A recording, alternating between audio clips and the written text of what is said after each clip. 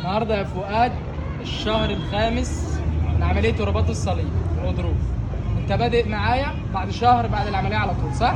بدأنا تاني. ايوه هنوري الناس النتيجه اللي احنا وصلنا لها النهارده. ان شاء الله. جاهز؟ الحمد لله جاهز جدا. يلا وريني يلا. كادر معاه، ماشي؟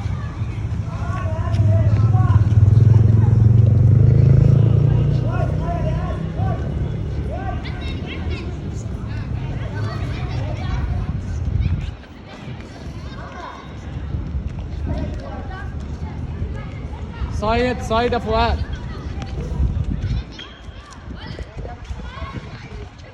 باك يا فؤاد باك.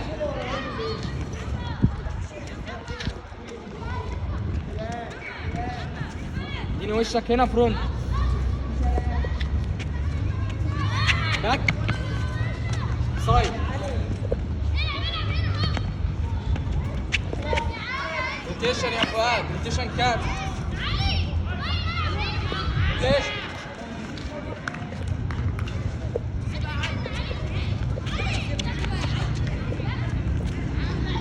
ماشي يا فؤاد. صايد رايت ليفت يلا.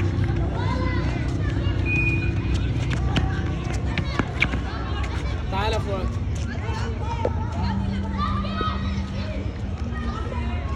قرب الكاميرا كده علينا. احنا لينا 5 شهور من عملية الرباط الصليبي. كلنا طبعا تابعنا فؤاد من أول ما جه بعد العملية على طول. أنت كنت متخيل أنت توصل كده؟ لا والله يا دكتور. أنت حتى جيت لي كمان كانت رجلك مش ثابتة. رجلي فيها مرونة. ما كانتش ثابتة بعد كانتش العملية. ثابتة. أنت متوقع توصل كده؟ لا كنت تعبان نفسيا بسبب المرونة، لكن الحمد لله موجودة في رجلك الاثنين. في رجلي الاثنين. ايوه حاجة طبيعية هي طلعت. الناس كلها متابعة فيديوهاتك وشافوا الفيديو بتاع الجري بتاعك، وباذن الله خير ان شاء الله ترجع للعب ان شاء الله وترجع السودان. انا عارفك انت جاي من السودان مخصوص. والله جاي مخصوص. عارف يا حبيبي، تشرفت بيك وان شاء الله ترجع احسن من كده. يا بس الشرف مش عايزك والله يا تستعجل. دكتور. لا انا مش هستعجل، تستعجل. همشي بالتعليمات ان شاء الله. ماشي يا حبيبي، ان شاء الله. الله يكرمك يا دكتور.